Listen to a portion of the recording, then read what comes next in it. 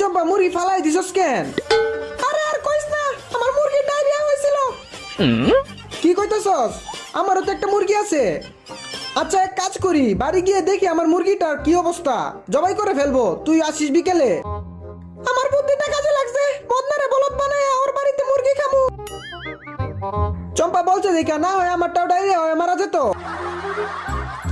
আরে চম্পা লাফা লাফায় কই যাস? বদনার বাড়ি, এখানে মুরগি পার্টি আছে বিকেলে।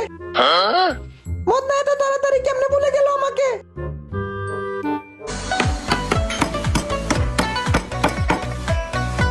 যতই পার্টি করি রাজুকে ছাড়া পার্টি জমে না। মাংসের উপর একটু আচার দিয়া লই, তাইলে আরো টেস্টি হবে।